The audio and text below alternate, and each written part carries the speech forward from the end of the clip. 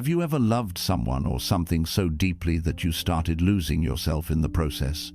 You kept holding on, even when your heart whispered, "This hurts." You told yourself it would get better.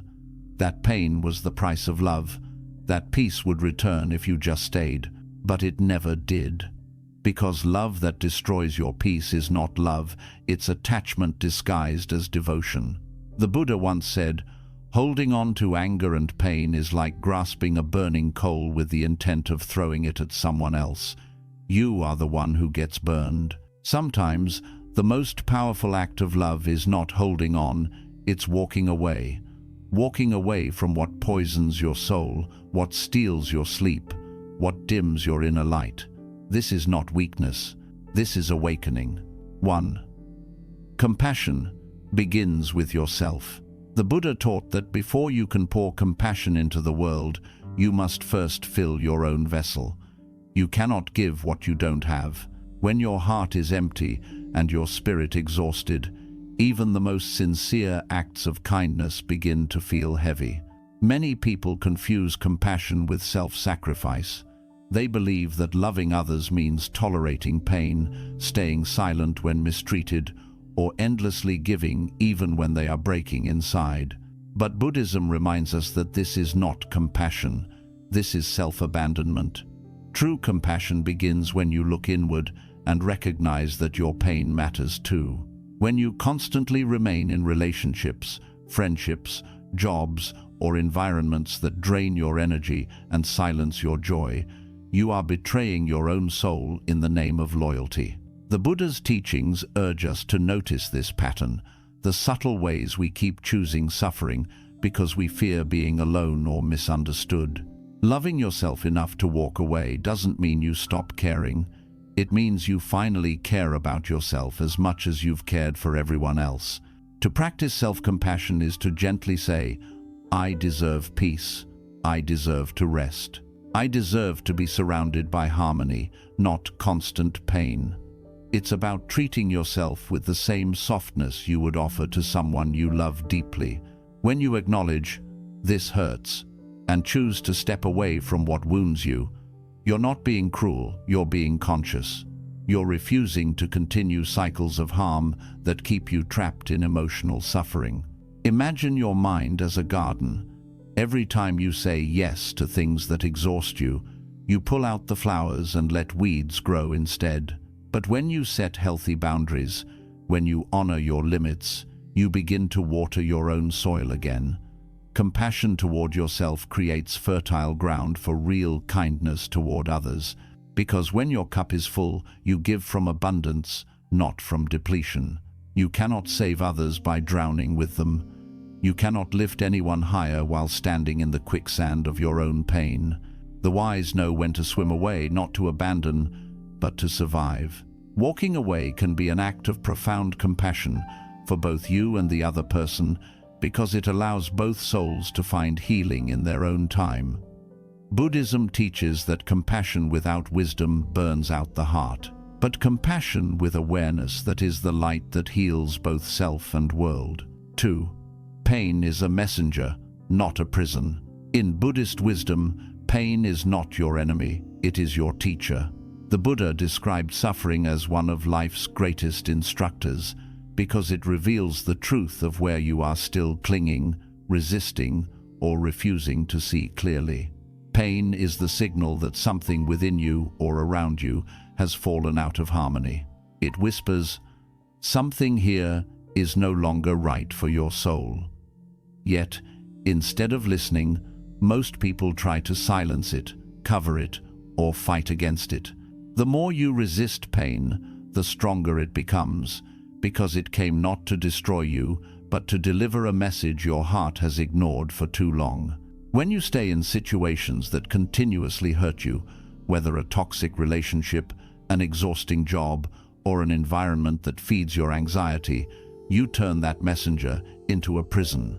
The pain keeps repeating its lesson louder and louder until you finally pay attention. Every tear, every sleepless night, every heavy sigh is not punishment, it's guidance. It's your spirit's way of saying, "This is not peace. There's something better waiting for you beyond this suffering. The Buddha taught that all suffering originates from attachment, the inability to let go of what we think should be ours. We hold on because we fear emptiness, because we believe that without this person, situation, or dream, we'll lose meaning. But the truth is the opposite. The moment you let go, meaning begins to return. Pain tries to show you this, that the walls you built for safety have become your cage, that by clinging to what's already gone, you are only prolonging your own suffering. When you start to see pain as a messenger, not a punishment, you begin to shift your energy from resistance to awareness. You stop asking, "Why is this happening to me?" and start asking, "What is this trying to teach me?" That one question transforms everything. Suddenly, you realize pain isn't there to hurt you. It's there to guide you back to balance, back to presence, back to truth. And when you finally understand the message, you no longer need to carry the pain. You can let it go with gratitude instead of bitterness. You can look back at what once broke you and say, "Thank you for teaching me what peace is not." Because only through knowing what hurts do we learn what heals. And only by walking away from what wounds us can we finally step into the freedom that pain was always leading us toward. 3. Detachment is the highest form of love. In the teachings of the Buddha, love and attachment are not the same, though many people spend their entire lives confusing them. Attachment says, "I need you to be happy." Love says, "I want you to be free." Attachment clings tightly, fueled by fear of loss. Love opens its hands, fueled by understanding. To love yourself enough to walk away from what hurts, you must first understand this difference, because clinging to something that brings suffering is not devotion, it is self-forgetting. Detachment does not mean coldness, indifference, or the absence of care. It means seeing things clearly, without distortion. The Buddha called this upekkha, the calm equanimity that arises when your heart no longer sways with every storm. Detachment means you can still love deeply, but without needing to possess. You can still care, but without allowing that care to consume your peace. It is a love rooted in wisdom, not desperation. When we attach ourselves too tightly to people or outcomes, we begin to lose sight of reality. We start expecting others to fill the emptiness within us, to validate our worth, or to fix our pain. But no one, not even the kindest soul, can complete what was always meant to be discovered within. The Buddha taught that craving and attachment are the roots of suffering. When we hold on out of fear, our love turns into control, our kindness becomes dependency, and our peace dissolves into anxiety. To detach means to break this illusion, to understand that love is not meant to cage anyone, not even yourself. Think of a beautiful flower. You can either admire its fragrance, water it, and let it bloom naturally, or you can pluck it to keep it forever, only to watch it wither in your hands. Attachment is the desire to own what can only be experienced. Detachment is the wisdom to enjoy beauty without grasping. You walk away, not because you stopped loving, but because you refuse to harm what you love by clinging too tightly. When you learn to let go, you give space for true love to exist. That love is no longer demanding, fearful, or heavy. It becomes light, gentle, and kind, like the wind that touches everything but holds on to nothing. You realize that loving someone or something does not mean chaining your happiness to their presence. It means blessing them, even in their absence. It means wishing them peace, even when your paths diverge. Buddhism teaches that detachment is not rejection, it is clarity. When you detach, you begin to see yourself and others as they are, without illusions, without stories, without resistance. You stop fighting the flow of life and start trusting it. Sometimes that flow takes people away from you. Sometimes it removes what your ego thought was essential. But the awakened heart understands that nothing real can be lost. What is meant for you will never bring you suffering, and what brings suffering was never truly yours. Loving yourself enough to detach is one of the most compassionate acts you can offer, both to yourself and to others. You stop trying to force connections that drain you. You stop trying to fix what keeps breaking you. You let people go, not in anger, but in acceptance, knowing that everyone walks their own path toward awakening. When you release what was never meant to stay, you make room for peace to enter. Detachment transforms pain into understanding.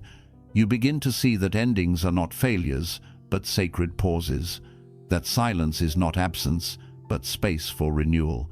That walking away is not rejection, but respect for your soul's boundaries. You start to move through life not as a beggar for love, but as a giver of it, radiating warmth without expectation, compassion without fear. In this way, detachment becomes the purest form of love. Because when you no longer cling, love becomes what it was always meant to be, free, unconditional, and infinite. And in that freedom, you find the highest peace. 4. Protect your inner temple. The Buddha often compared the mind to a sacred temple, a place where peace, wisdom, and awareness dwell. But in today's world, most people leave the doors of that temple wide open, allowing noise, anger, gossip, and pain to enter freely. They forget that not everyone deserves access to their energy. To love yourself enough to walk away from what hurts, you must first learn to guard your inner temple, your mind, your peace, and your spirit with the same care you would protect something holy. Your mind is the space where every thought plants a seed. Some thoughts bloom into flowers of peace, kindness, and gratitude, while others grow into weeds of anger, guilt, and self-doubt. When you allow people or situations that constantly drain or disturb you to stay in your life, you are unknowingly watering the weeds. The Buddha taught that every experience, every word, and every emotion you allow into your awareness becomes part of your inner landscape. If you constantly surround yourself with chaos, your temple becomes filled with echoes of suffering. But if you fill it with stillness, truth, and gentle boundaries, it becomes a sanctuary of light. Protecting your inner temple begins with awareness the moment you recognize what steals your peace. Maybe it's a friend who always brings negativity, a relationship that constantly drains your confidence, or a habit that makes you feel restless and guilty. The first act of self-love is to notice what harms your spirit. You cannot heal what you refuse to acknowledge. Once you identify the sources of disturbance, you begin to build invisible walls of compassion, not to shut the world out, but to keep your peace in. Buddhism teaches right mindfulness, the ability to observe without reacting, to stay rooted in awareness no matter what happens outside you. This is how you protect your temple without anger. You don't fight with people. You don't try to prove your worth. You simply stop inviting what doesn't align with your peace. You learn the quiet power of saying no, not as an act of cruelty, but as an act of clarity. Because every no to chaos is a yes to serenity. Imagine your inner self as a lamp glowing in the center of that temple. Every time you engage in arguments, gossip, or self-blame, the flame flickers weaker. Every time you practice patience, forgiveness, and silence, the flame grows brighter. Protecting your temple means choosing peace even when you're tempted to react. It means walking away from drama, even when your ego wants to win. It means valuing your stillness more than being right. When you begin to protect your energy, you'll notice something profound. The quieter you become, the more peaceful your life feels. You'll start to see how much of your pain was not caused by life itself, but by your openness to what didn't deserve entry. Not everyone deserves access to your heart. Not every opinion deserves space in your mind. Not every emotion deserves your reaction. The Buddha taught that a wise person knows when to engage and when to remain still, when to speak and when silence is stronger than any word. Sometimes protecting your temple means walking away entirely, not because you hate, but because you have learned to honor the sacredness of your peace. You stop explaining your decisions to those committed to misunderstanding you. You stop trying to fix what thrives on breaking. You understand that peace is not found by fighting storms, but by refusing to stand where lightning always strikes. The walls of your temple are built with discipline, with daily choices to think kind thoughts, to forgive yourself, to meditate instead of react, to rest instead of argue. These are the stones that fortify your spirit. And once your temple is strong, the noise of the world can only echo outside its gates. It can no longer reach your center. Loving yourself enough to protect your inner temple is one of the greatest spiritual responsibilities you have. Because when your inner world is at peace, everything you touch outside begins to reflect that peace. You stop seeking love in harmful places. You stop chasing validation from people who cannot give it. You walk through life with a quiet strength, knowing that your peace is sacred, not to be sacrificed for approval or acceptance. So guard your temple gently but firmly. Let peace be the guardian of your heart, awareness the keeper of your thoughts, and compassion the light that glows within you. And whenever something tries to enter that does not belong, bow to it with understanding, then close the door. That, too, is love, the kind that honors the divine space within you, where your soul rests in stillness and truth. Wu. Letting go is an act of courage, not defeat.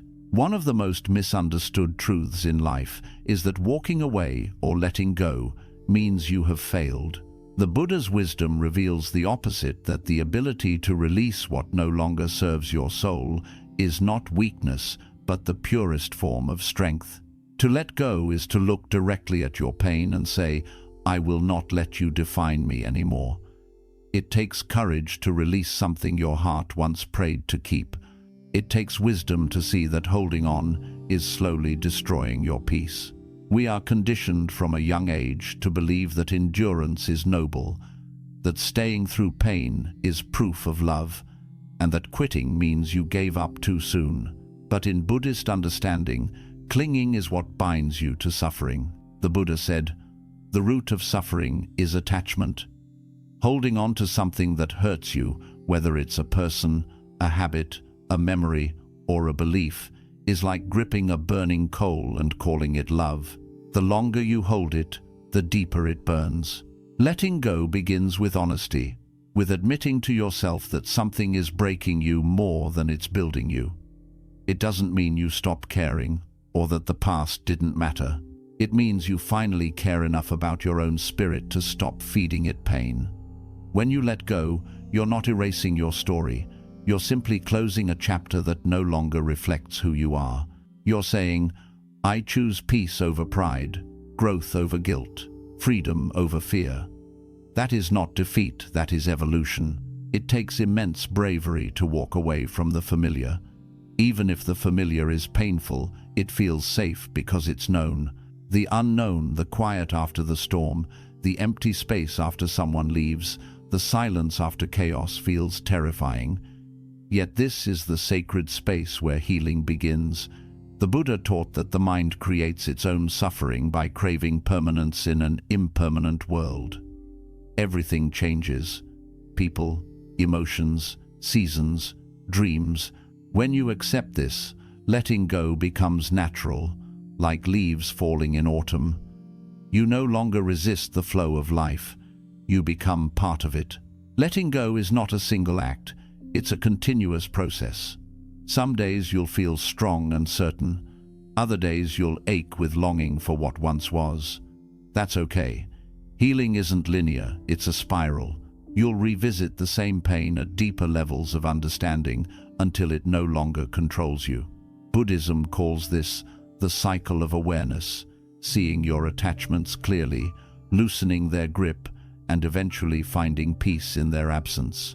When you let go, you create emptiness, and that emptiness is sacred. It's the fertile space where new possibilities can grow. Most people rush to fill it with distractions, new relationships, endless noise, because they fear stillness. But the wise sit in that stillness and listen. They allow the silence to teach them what all the noise once hid. In that quiet, you realize that letting go never meant losing something important. It meant losing what was keeping you from becoming whole. You will begin to see that every loss was really a redirection, that the universe doesn't take, it transforms. What you release returns to you in a higher form once you are ready to receive it with awareness. Maybe it's peace instead of chaos, wisdom instead of confusion, or self-love instead of dependence. But none of these gifts can reach you while your hands are still gripping the past. There will be moments when your heart trembles with doubt, when you wonder if you did the right thing by walking away. In those moments, remember, courage is not the absence of fear. It's the decision that something else matters more. You didn't walk away because you stopped loving, you walked away because you started loving yourself. You refused to keep drinking poison just to keep someone else comfortable. You realized that peace is worth more than approval, and self-respect is worth more than being understood. Letting go is not about giving up. It's about giving in. Giving in to the flow of life, to the rhythm of impermanence, to the wisdom of your own heart. It's the act of surrendering what you cannot control, trusting that what's meant for you will find you without force. It's understanding that the things you chase will only run farther away, while the things aligned with your soul will walk beside you naturally. Think of a river. It never clings to the stones it passes, no matter how beautiful they are. It flows, it moves, it transforms everything in its path, yet remains pure. The Buddha's teaching mirrors this truth. The enlightened mind flows with life, instead of resisting it. When you let go, you're not escaping your path, you're returning to it. You're choosing to move forward, not backward. To let go is to reclaim your power. It's standing in your truth, even when it shakes. It's saying, I trust that peace will fill the space this pain leaves behind. And it always does, not immediately, but inevitably, because life always rewards courage. And nothing is more courageous than choosing yourself after years of self-neglect. So remember, walking away doesn't mean the love or lesson was wasted. It means the experience fulfilled its purpose. It taught you something about your limits, your worth, and your heart. Letting go honors that lesson. It turns pain into wisdom, and one day, when you look back, you won't see loss at all. You'll see liberation the moment your wings began to open, and you finally remembered what it means to be free. 6. Stillness heals what chaos damaged. There is a reason why the Buddha spent much of his life in silence beneath trees, by rivers, and in caves, because he understood that stillness is not the absence of life, it is the medicine for it. When you finally walk away from what hurts, the noise of the world doesn't disappear immediately. The echoes of chaos, the voices of doubt, and the pain of memory still follow you for a while. Your mind keeps replaying old scenes, wondering if you did the right thing, if maybe you should have stayed, or if peace was worth the loneliness that follows. But this is where healing truly begins, in stillness, not in running. When life has shaken you for too long, you become addicted to motion. You want to fix, to chase, to fill, to distract. Yet, Buddhism teaches that healing is not found in doing more. It's found in being still enough to hear your own soul again. Stillness allows the heart to catch up with what the mind already knows. It gives the pain space to breathe, to dissolve, to transform into wisdom.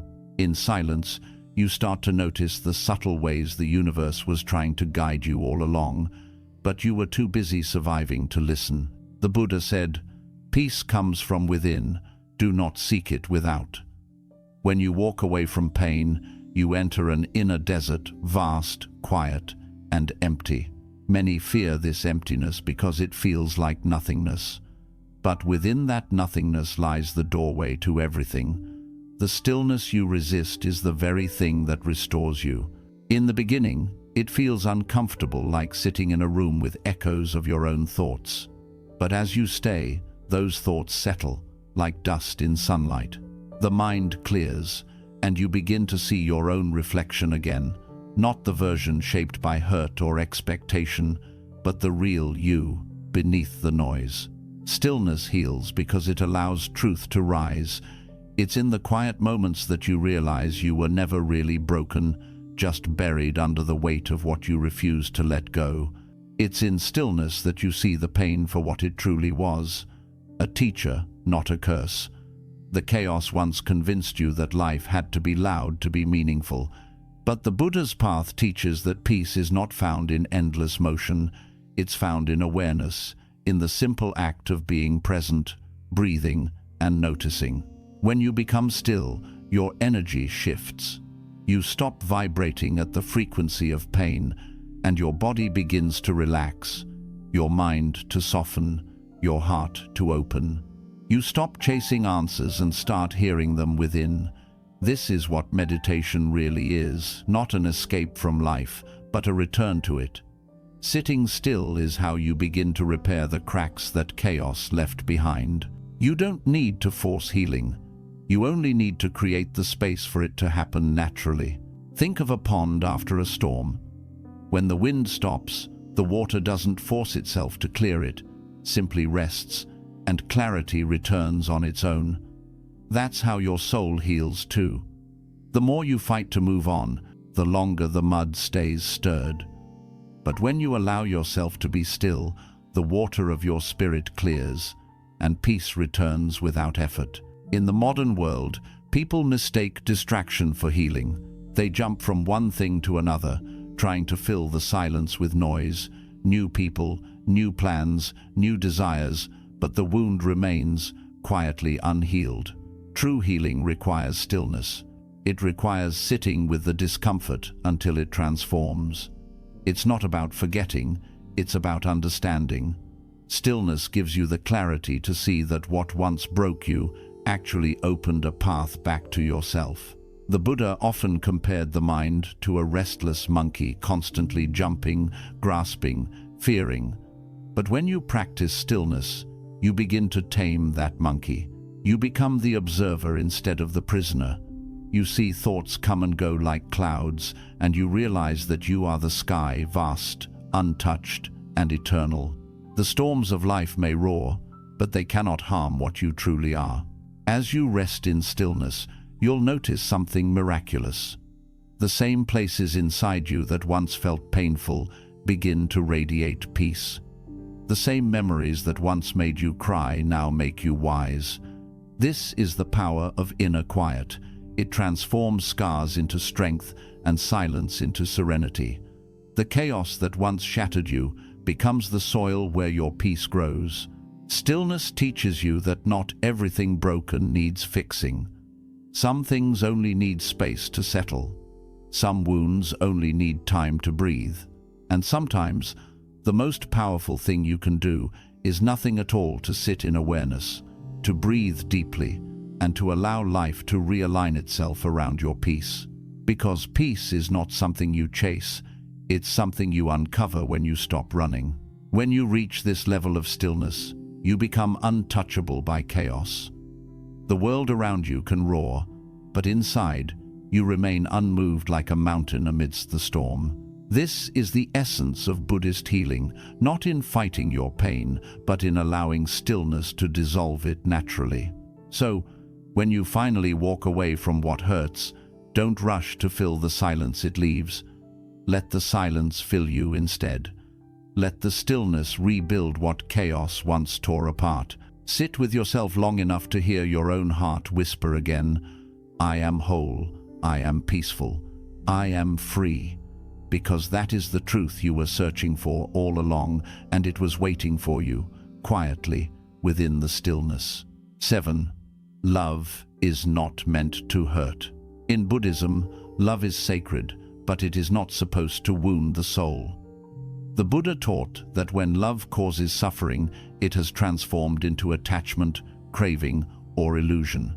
Real love, pure love, does not demand that you shrink, bend, or bleed just to be worthy of it. It does not require you to lose your peace to keep it alive.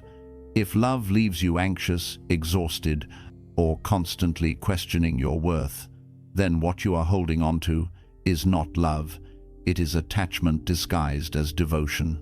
The human mind often mistakes attachment for love because both can feel intense. Attachment whispers, "I can't live without you," while love softly says, "I want you to be free." Attachment clings, trying to possess and control, while love releases, trusting that what is true will never need to be forced. When you love from a place of attachment, you make the other person your source of happiness, and in doing so, you give away your peace. But when you love from awareness, you see the divine truth that love is already within you. The other person becomes a reflection of that love, not the source of it. Buddhism teaches that metta, or loving kindness, begins with the self. Before you can offer compassion to others, you must offer it to yourself. When you stay in a relationship, a friendship, or an environment that constantly hurts you, you are betraying your own metta. You are saying to yourself, your peace is less important than their comfort. The Buddha would tell you this. Loving yourself does not mean you stop loving others. It means you stop loving them at your own expense. True love never requires self-betrayal. The greatest misunderstanding people have about love is that it means holding on no matter what. But sometimes, the most loving thing you can do is let go. Let go of the person who cannot meet you halfway. Let go of the environment that drains you. Let go of the constant effort to be seen or understood by those who have no intention of doing so. Walking away is not abandonment, it is an act of clarity. It is realizing that you cannot force peace in a place where it does not want to exist. The Buddha compared life to a river always flowing, never still. When we cling to people or moments, we resist that flow, and suffering arises. Love that is forced becomes heavy. Love that is feared becomes fragile. But love that flows, that breathes, that accepts impermanence, that love becomes enlightenment in motion. When you truly love someone, you want them to grow, even if it means growing away from you. And when you truly love yourself, you understand that your peace is not negotiable, not for love, not for loyalty, not for anyone. Painful love teaches you the most important truth, that not every connection is meant to last forever. Some people enter your life only to awaken you, to show you what love is not, so that you can recognize what love truly is. It takes immense courage to accept that, to stop romanticizing pain and to begin romanticizing peace. The world glorifies those who chase, fight, and suffer for love, but the awakened ones know that love is not found in struggle, it is found in surrender. You do not need to beg for what is already divine within you. When you begin to love yourself deeply, that you no longer tolerate relationships built on fear, manipulation, or dependency. You stop waiting for others to choose you because you have already chosen yourself. You stop chasing validation because your worth no longer depends on being loved. It comes from being aligned with love itself. This is what Buddhist love truly means: to embody love, to radiate it, and to release anything that distorts it. Love is not a battlefield, it is a sanctuary. But to reach that sanctuary, you must first leave behind the wars you keep fighting in the name of love. The wars of needing to prove your value, of trying to fix what refuses to heal, of holding on to those who keep letting go. Buddhism teaches that all suffering arises from clinging. The tighter you hold on to something that hurts, the more pain you create. When you finally release it, the suffering dissolves like mist in sunlight. Love without awareness blinds you. It convinces you that pain is passion, that chaos is connection, that heartbreak is proof of depth. But awareness opens your eyes. It allows you to see love as it truly is, not possession, not obsession, but understanding, acceptance, and freedom. Real love expands your soul. It doesn't shrink it. It helps you see the sacred in yourself and others. It nourishes instead of drains. It heals instead of wounds. When you finally walk away from a love that hurts, it feels like death at first. You grieve not only the person but also the version of yourself that believed pain was proof of love. But slowly, as silence replaces chaos, you begin to heal. You start to feel your energy returning, your laughter resurfacing, your heart softening. You realize that love was never lost. It was simply returning to its rightful place within you.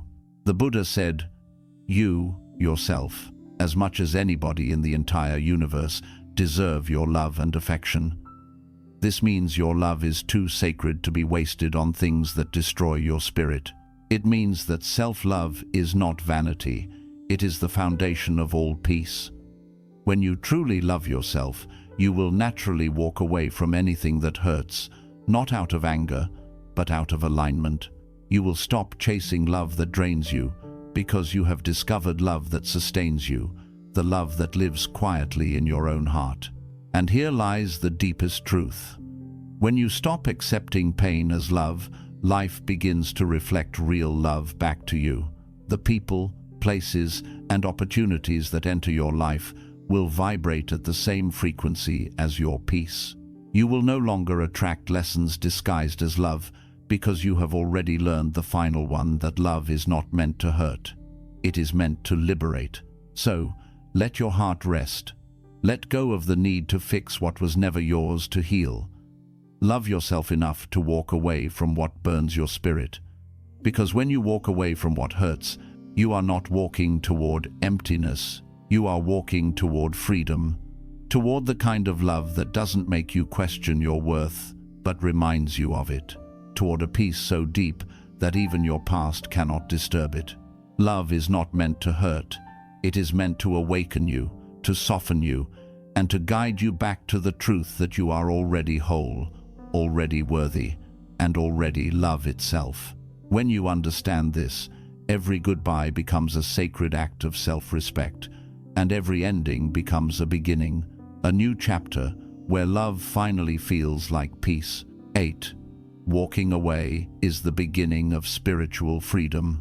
There comes a moment in every soul's journey when you stand at the edge of two worlds, one you've outgrown and one you've yet to step into. It's a silent, sacred crossroads. On one side lies everything familiar, the relationships, the attachments, the roles you've played, the stories you've told yourself to feel safe. On the other side lies something unknown, quiet, vast, and terrifyingly free. And it is in that trembling space between holding on and letting go that the greatest act of love must occur, the love to walk away from what no longer nurtures your spirit. The Buddha's teachings are filled with reminders that liberation begins with release. Just as a snake sheds its skin, we must shed our past again and again, he said. Walking away is not about abandoning others. It's about releasing illusions. The illusion that suffering is love, that endurance equals strength, that peace can coexist with chaos. It is about reclaiming your life from the grip of everything that has dimmed your light. But most importantly, walking away is about faith. Faith that what you lose in comfort, you gain in clarity. That what ends in pain begins again in peace. When you walk away, you are not leaving something behind. You are returning to yourself. You are unlearning the stories that told you love must be earned through sacrifice. You are unlearning the belief that your worth depends on what you give others, while neglecting your own needs. Buddhism teaches that freedom begins when you stop identifying with your pain, when you realize that you are not your past, not your failures, not the things that broke you. You are the awareness that witnessed them all and still survived. Many people stay trapped in cycles of suffering because they believe walking away means giving up. But in truth, it means waking up. It means you have finally opened your eyes to the reality that peace cannot be negotiated, that your spirit was never meant to live in constant defense. The path of the awakened one is not to fight everything that hurts, but to simply stop feeding it. To walk away from conflict is not weakness, it is mastery. It is choosing your inner stillness over the endless noise of ego and fear. Think about how the Buddha left his palace not in anger, not in rebellion, but in quiet knowing. He had everything the world promised: wealth, love, comfort. Yet something within him whispered that there was more. So he walked away, not because he hated what he had, but because he loved truth more. He loved peace more. This is the essence of spiritual courage, leaving behind what once felt like everything to discover what is truly eternal. When you walk away from what hurts, the world may not understand you. People will call you cold, distant, selfish. They will say you've changed, and they're right. Because healing changes you. Awareness changes you. The same eyes that once looked at pain and called it love will now see clearly. You will no longer be able to stay where your soul is slowly dying. This is the cost of awakening the death of old illusions. And yet, it's the most sacred death there is. For from it is born a new self, lighter, wiser, freer. At first, the silence feels unbearable. After leaving something that consumed your days, the stillness feels like a void. But this void is sacred. It is where the soul breathes again. It is the pause between the old story and the new one. Most people rush to fill that emptiness with distractions, new relationships, endless activity.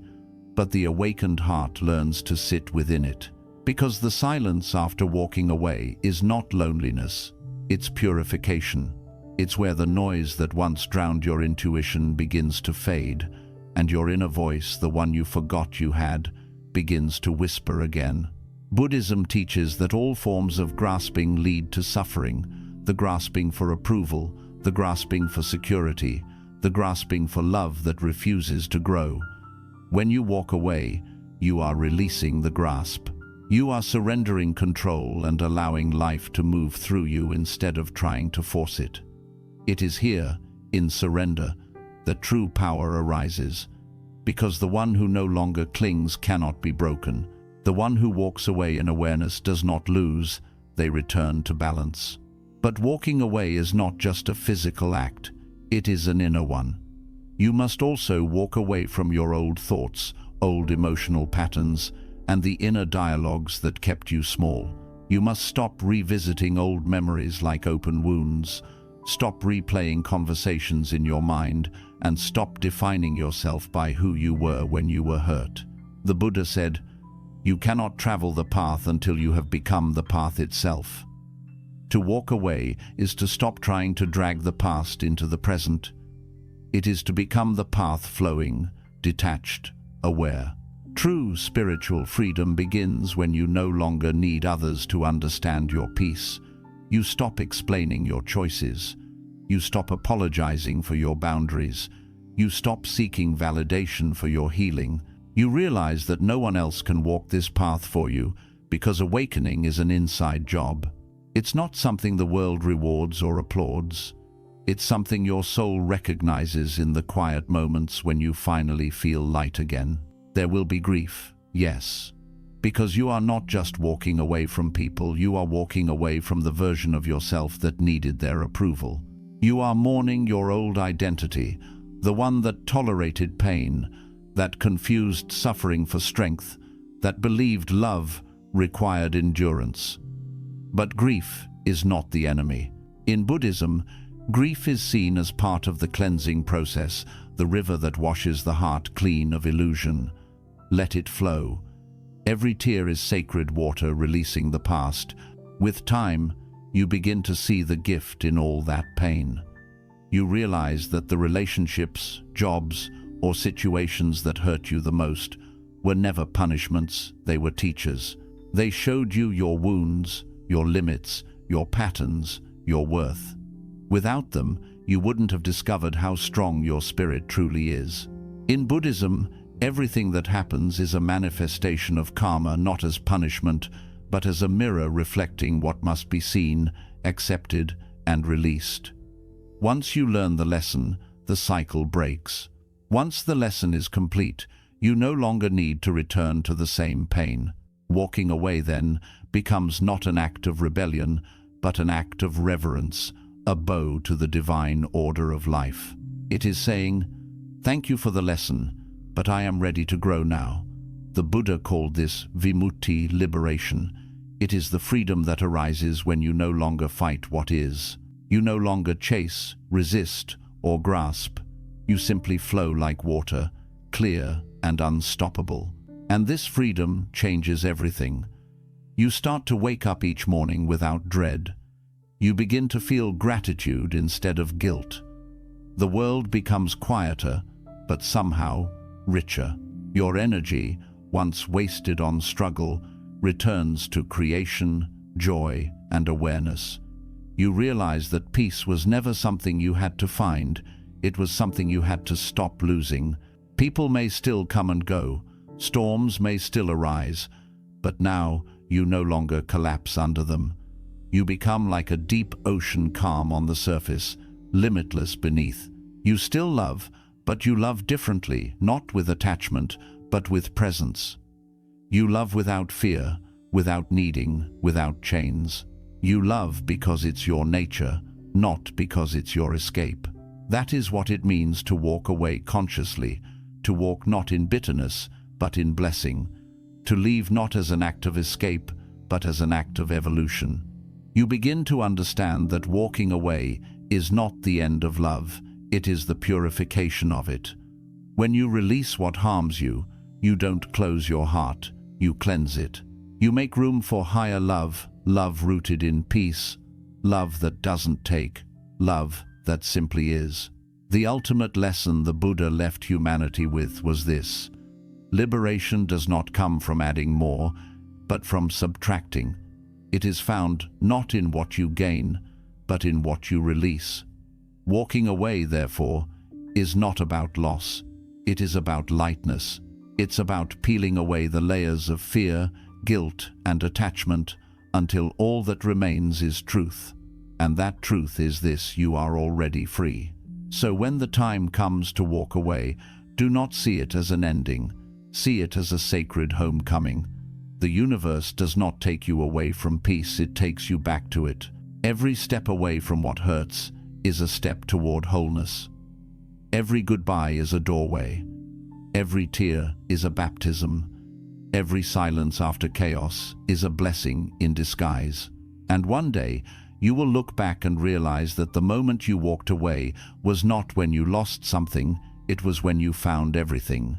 You found your peace, your voice, your balance, your freedom. You learned that the soul's truest power lies not in holding on, but in letting go.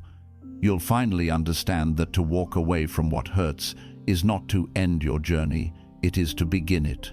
Because walking away is not a retreat, it is an arrival into the quiet strength of your own being, an arrival into a love that no longer hurts because it no longer depends on anything outside of you.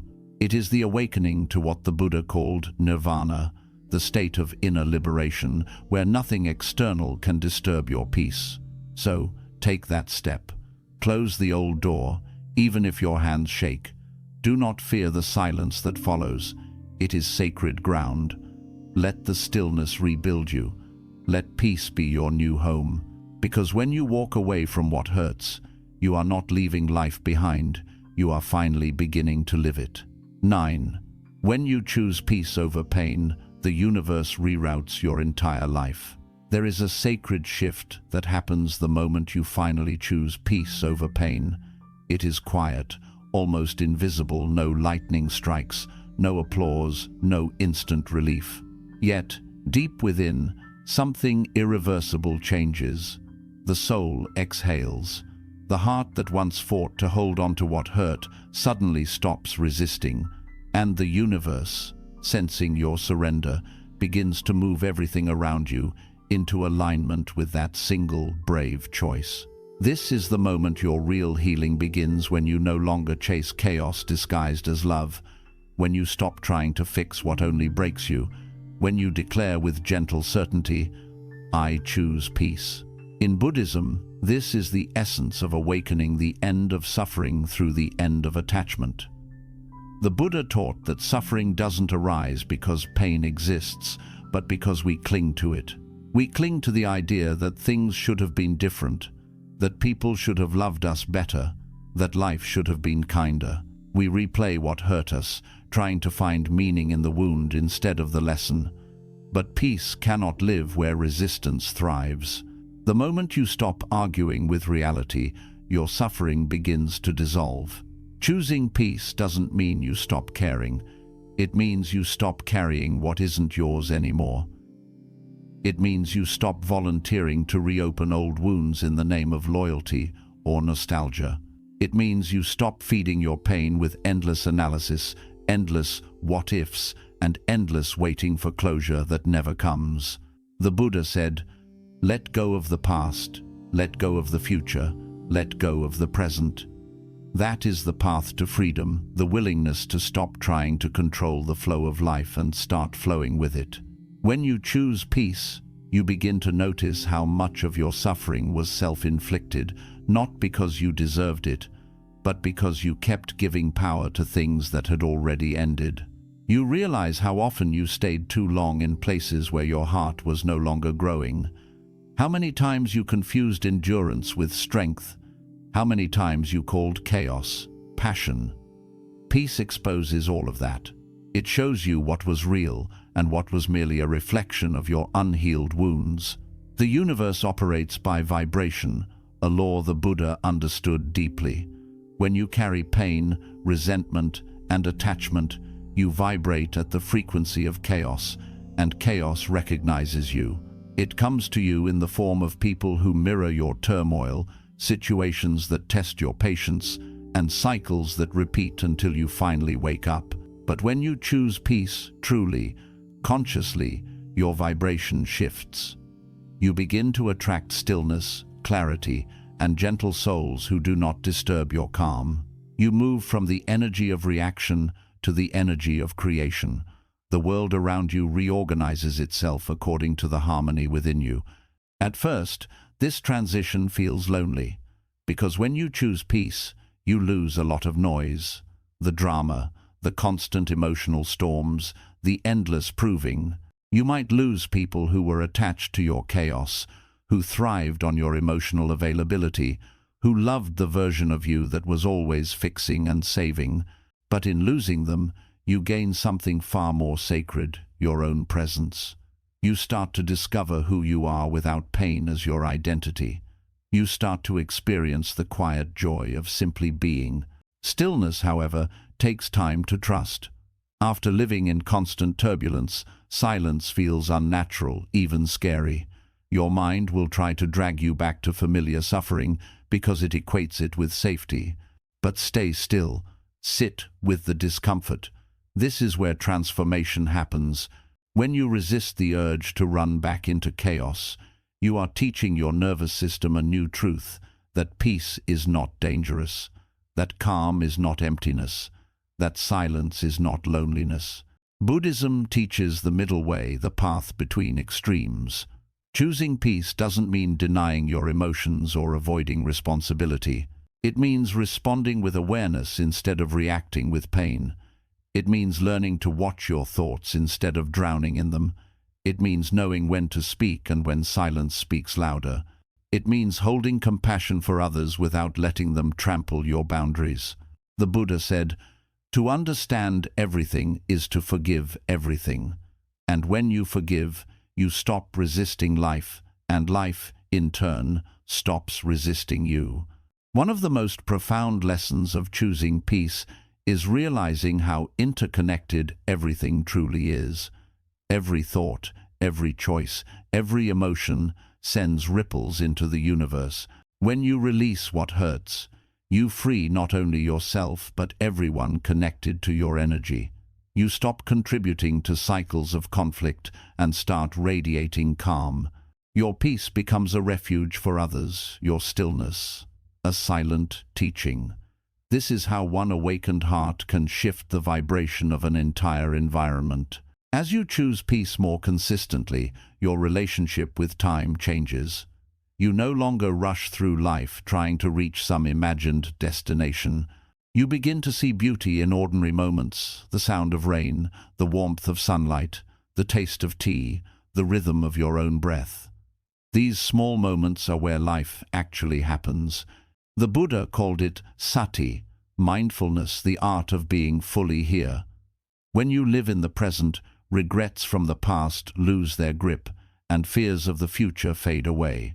Peace becomes not something you chase, but something you embody. But make no mistake, choosing peace is an act of courage.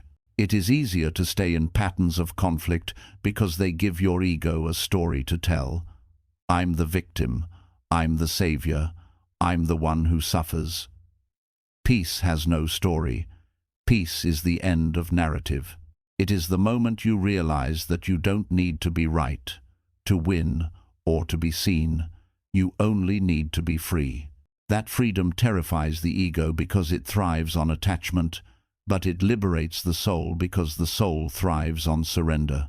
There will be days when your peace feels fragile, when old wounds resurface, when familiar chaos knocks on your door disguised as comfort. On those days, remember the teaching of impermanence. The Buddha said, "Whatever is subject to arising is subject to ceasing." No feeling lasts forever, not pain, not fear, not even joy. Everything changes, and that's what makes peace possible. You don't have to control every wave. You only have to remember that you are not the storm, you are the ocean beneath it. When you live by this truth, your entire life begins to reroute. The universe starts guiding you toward people, paths, and experiences that match your calm instead of your chaos. The doors that once slammed shut suddenly open with ease. The things you used to chase begin to arrive effortlessly.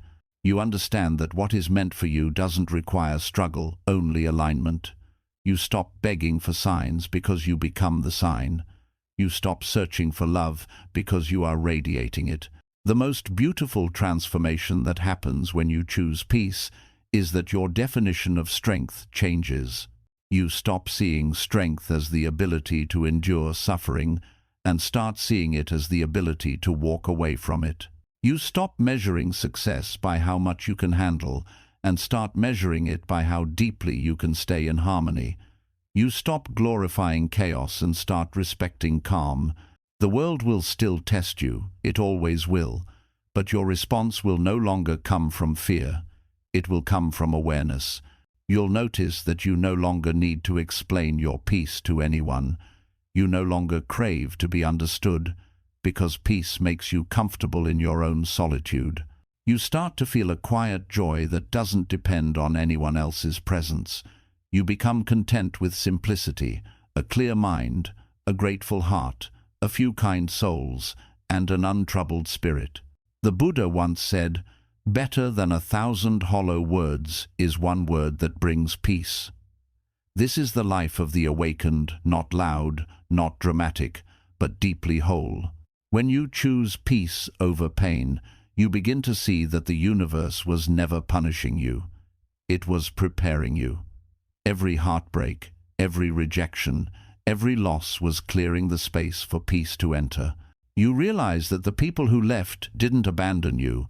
They simply could not meet you at your new frequency. You stop asking, "Why me?" and start saying, "Thank you." Gratitude replaces grief, and life begins to flow again effortlessly, gracefully, beautifully. And one day, you'll wake up and notice something miraculous. The things that once triggered you no longer have power. The memories that once made you cry now make you smile. The spaces that once felt heavy now feel sacred. This is the reward of choosing peace, not the absence of challenges, but the presence of unshakable calm within them. You'll walk through the world with a light heart and a steady gaze, untouchable by chaos, because you've learned that no external force can disturb what you've made peaceful inside. Choosing peace over pain is not a single decision, it's a daily practice. It's waking up every morning and asking yourself, what deserves my energy today? It's forgiving instead of retaliating, releasing instead of overthinking, resting instead of forcing. It's remembering that nothing and no one is worth losing your inner harmony. And as you practice, peace becomes not just your refuge, but your natural state. In the end, the universe always mirrors your inner world. When you live in conflict, conflict finds you. When you live in fear, fear surrounds you. But when you live in peace, everything in your reality begins to reflect that stillness. Life stops being a struggle and becomes a sacred dance, one of grace, flow, and awareness. You begin to understand what the Buddha meant when he said, "Peace comes from within, do not seek it without." So, if you are standing at the threshold of letting go, trembling between love and pain, remember this: the universe is waiting for your decision. The moment you choose peace, truly choose it, everything changes. The right people will appear, the right opportunities will unfold, the right timing will align. Because peace is not passive, it is magnetic. It calls everything meant for you into your orbit. Walk away from what hurts, not with anger, but with gratitude. Thank it for the lesson, bless it for its purpose, and release it for your growth. Then stand still, breathe. Let the universe reroute your life around your peace. Because when you choose peace over pain, you are no longer walking in circles, you are finally walking home. 10. The final freedom. When you walk away, you don't lose, you return home to yourself. There comes a sacred point in the journey of every human soul when you realize that the act of walking away is not the ending of a story, but the awakening from a long dream. For years, perhaps even lifetimes, you have been taught to hold on to fight for things, for people, for promises that were already fading away. You've been taught that staying means love and that leaving means failure. But the Buddha's teachings reveal a truth that turns that idea upside down. True freedom begins the moment you learn to let go, not as an act of defeat, but as an act of remembrance, remembering who you were before pain shaped you, before fear silenced you, before attachment made you forget your own soul. When you finally walk away from what hurts, it feels at first like you are stepping into nothingness. Your hands are empty, your heart is trembling, your mind is uncertain. The familiar noise that once filled your life, the drama, the struggle, the constant effort to be understood, suddenly disappears. In that silence, you may feel lost, but in truth, this emptiness is sacred. It is not a void, it is a doorway. It is the entrance to your true home, your inner being, where peace has always been waiting. The Buddha often said that the path is not outside yourself. You have spent so long searching for peace in others, in their approval, their affection, their presence, that you forgot the source was always within you. Walking away is how you begin to turn inward again. It is the act of reclaiming your attention, your energy, your life. When you no longer chase validation, you begin to see how much of your suffering came from believing that love had to come from outside.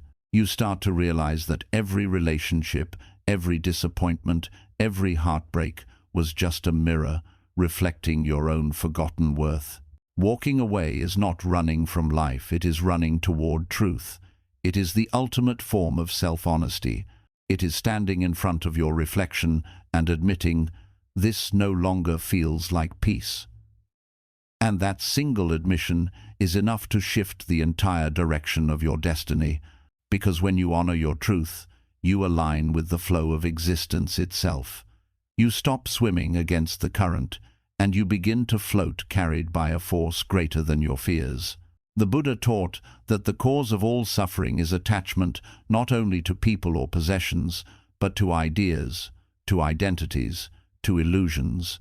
We become attached to who we thought we were, to how others once saw us, to the stories that make us feel important. But these attachments are like chains around the spirit. They bind you to past versions of yourself and prevent you from stepping into who you are becoming. Walking away, therefore, is not just about leaving behind others. It's about leaving behind the parts of yourself that no longer resonate with truth. There is a deep loneliness that comes with healing, not because you are alone, but because you are finally sitting in the space you once filled with distractions. The mind, restless and afraid, will try to pull you back. It will whisper, "Go back to what you know. At least there, you won't be empty." But the awakened heart knows better.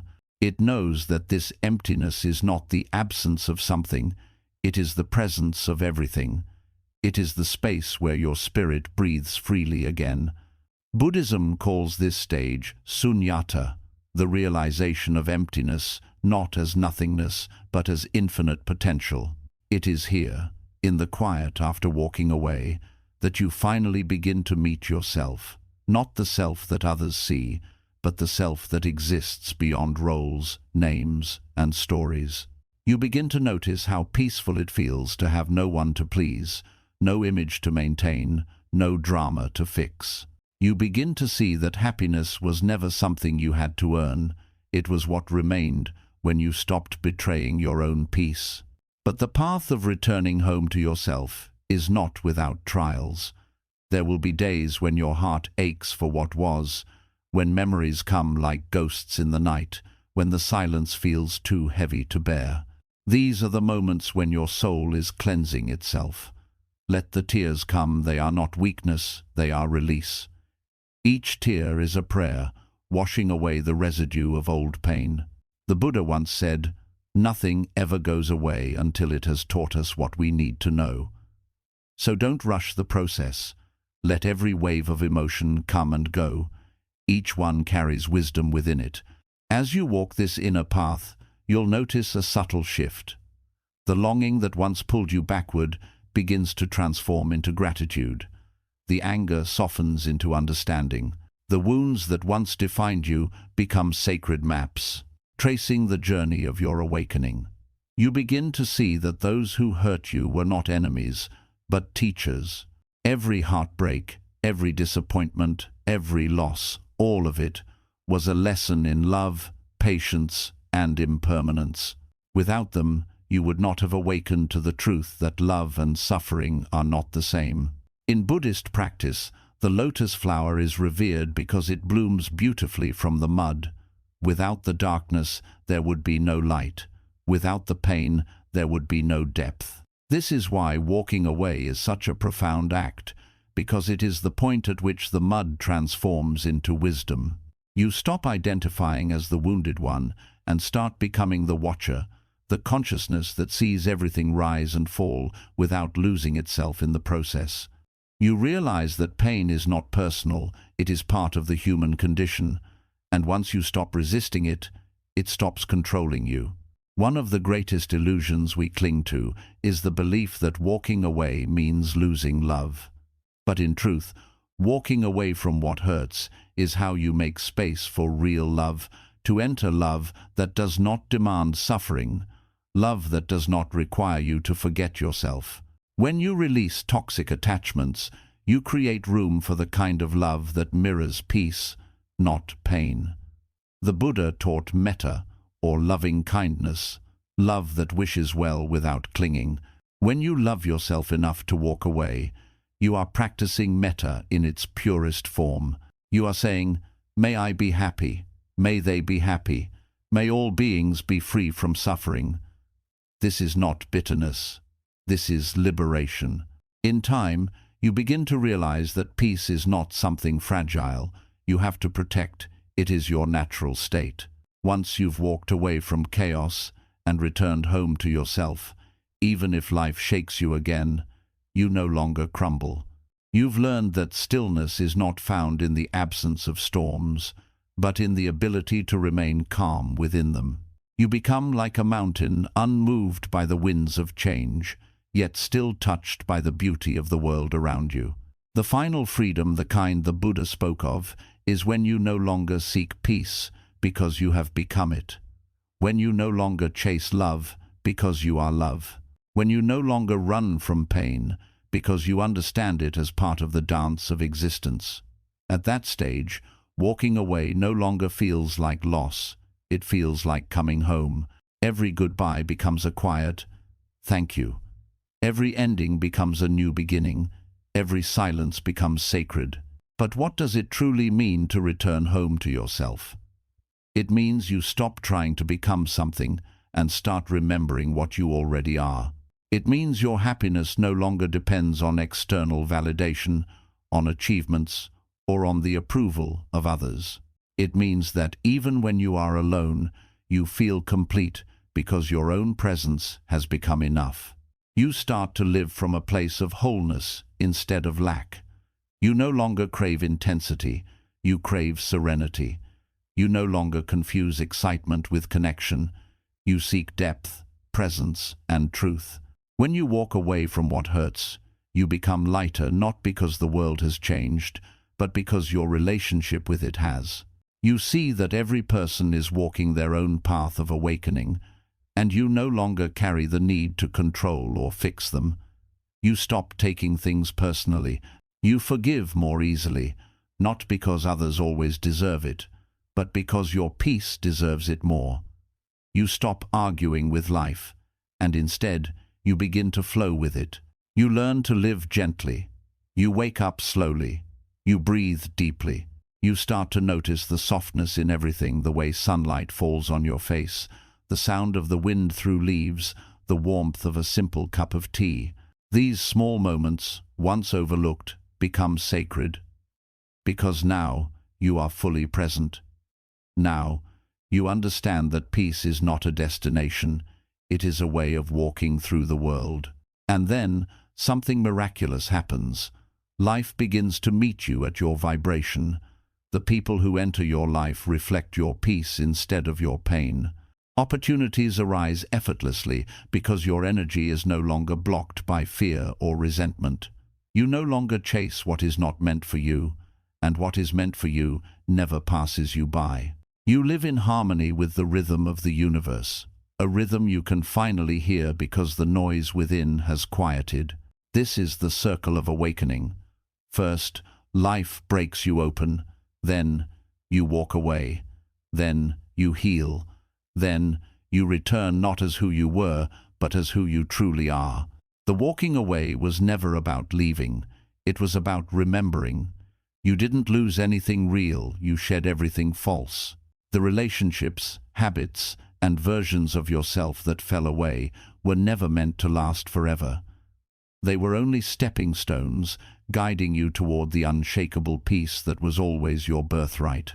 The Buddha once said, "In the end, only three things matter: how much you loved, how gently you lived, and how gracefully you let go of things not meant for you." Walking away is the art of that graceful letting go. It is the final act of love for yourself, for others, for life itself. It is not about rejecting the world, but about embracing it from a place of clarity and compassion. And when you finally reach that place, when your heart no longer aches from what you've left behind, when your silence feels full instead of empty, when your peace no longer wavers, you will understand what freedom truly means. It means nothing outside you has the power to disturb the stillness within. It means you have learned to be at home wherever you are, because home was never a place, it was a state of being. So, walk away from what hurts not with bitterness, but with grace, not to escape, but to evolve. Bow to the lessons, bless the memories, and carry forward only what is light. Let the noise fade, let the chaos dissolve, and let your spirit rest in the gentle knowing that you have come home. Because in the end, you don't lose when you walk away. You return. You return to peace. You return to truth. You return to the most sacred relationship you will ever have, the one with your own soul. And from that space of stillness, love flows again, not as longing, but as being. That is the final freedom. That is enlightenment. 12. The art of returning to stillness, when letting go becomes the ultimate enlightenment. There is a point in every seeker's journey where the noise of life finally grows unbearable, where the constant tug of desires, fears, attachments, and endless searching begins to feel like a prison built of one's own thoughts. You've tried to fix, to heal, to understand. You've reached for love, for purpose, for validation. You've held on to pain, to people, to hope.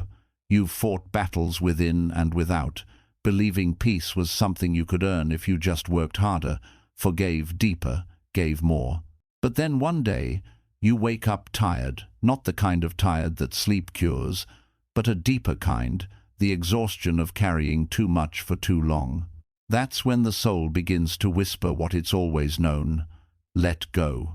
In the teachings of the Buddha, this whisper is the beginning of liberation. Enlightenment doesn't arrive through accumulation, but through release. It is not found in learning something new, but in unlearning everything false. The path to stillness begins the moment you start dropping what you were never meant to hold. Every heavy thought, every forced expectation, every wound you kept rehearsing like a song that no longer plays in tune with your soul.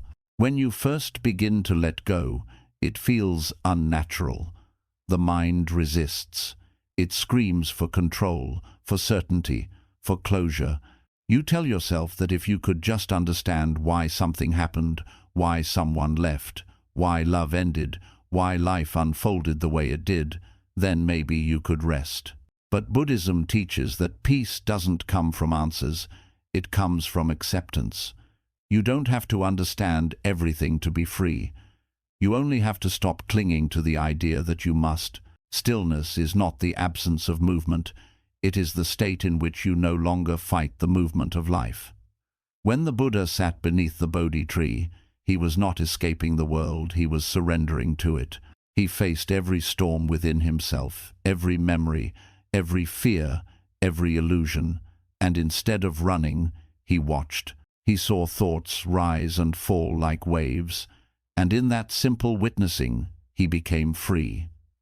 That is the art of returning to stillness, not in silencing the mind, but in no longer identifying with it. The mind, by its nature, wants to possess experiences, people, outcomes, ideas. It clings because it believes its survival depends on control, but the more you cling, the more suffering you create. The Buddha likened attachment to holding onto a rope that burns your hands. The tighter you grip, the more pain you feel. Letting go doesn't mean cutting the rope in anger. It means opening your hand and realizing you were never bound at all. There is a beauty that only silence can reveal. When you finally loosen your hold on what was never yours, the first thing you notice is how quiet the world becomes. The mind, which once shouted in every direction, starts to soften. You begin to hear subtle things you never noticed before: the rhythm of your breath, the hum of the wind, the heartbeat of the earth beneath your feet.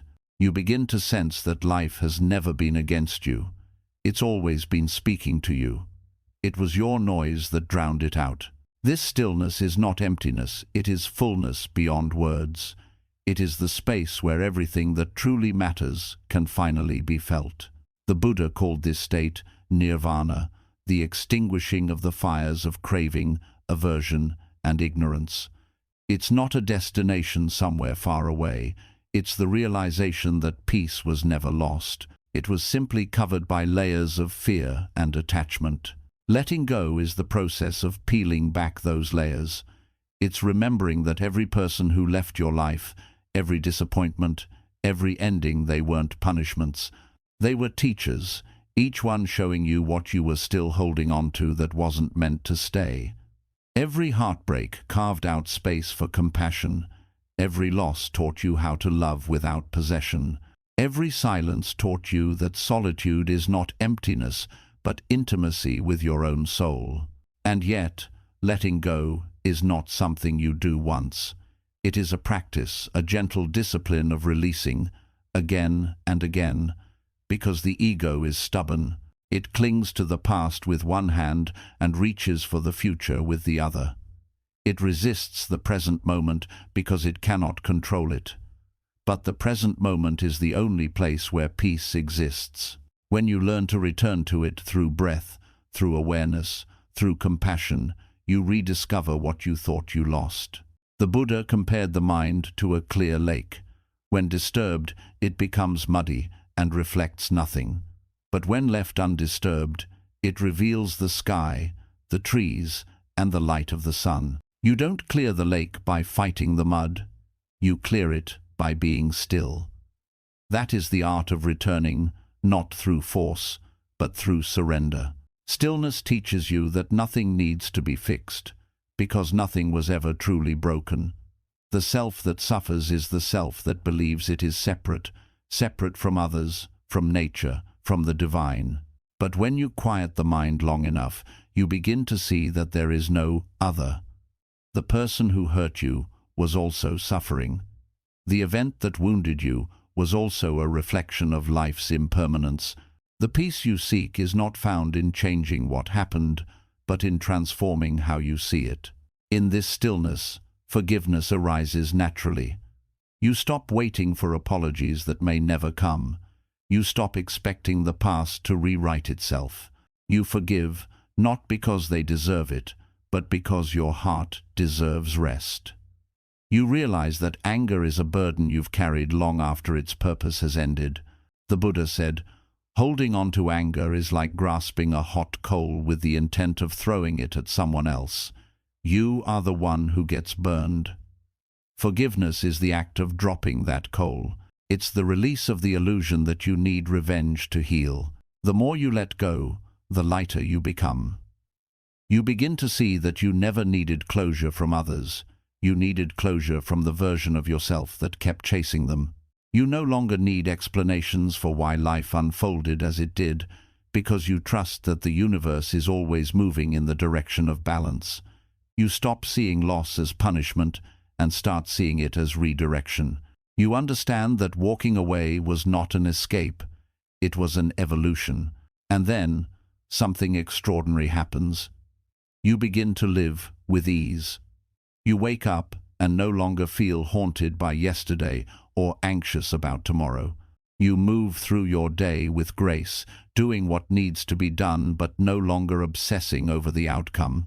You laugh more, you listen more, you love more freely, without fear of loss, because you've discovered that real love cannot be lost, it only changes form. In this stillness, even your relationship with time begins to dissolve. You realize that the past and future are illusions of the mind, that all moments are happening in the eternal now. You begin to understand that life is not a straight line to be conquered, but a circle of continuous becoming, birth, decay, renewal, over and over. You are not here to cling to one form, one identity, one story. You are here to flow, to evolve, to expand with the rhythm of existence itself. The Buddha called this flow anicca, impermanence. Everything changes, everything passes, everything transforms. To resist this truth is to suffer, but when you embrace it, you become free. You stop grieving the falling leaves because you trust that new blossoms will return. You stop fearing endings because you see them as beginnings in disguise. You stop dreading solitude because you realize it is the soil from which peace grows. When you have truly returned to stillness, even pain becomes sacred. You stop labeling experiences as good or bad. You see joy and sorrow as two wings of the same bird, both necessary for flight. You no longer pray for an easy life, and you pray for awareness. You no longer ask life to change. You ask for the wisdom to see its beauty as it is. At this point, walking away becomes effortless, not because you are detached, but because you are deeply at peace.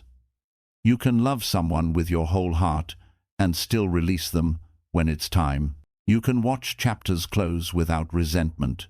You can face uncertainty without fear, because now you know nothing real can ever be lost and nothing unreal can ever stay. You are part of something infinite, a consciousness that was never broken and never will be. The Buddha said, "Peace is the highest happiness." And peace is not found in isolation, but in integration, when your heart, mind, and soul are no longer fighting each other. You become like the ocean, vast, reflective, undisturbed by the waves that rise and fall upon its surface. You feel sorrow, but do not drown in it. You feel love, but do not cling to it. You feel life moving through you, and instead of resisting, you bow in gratitude.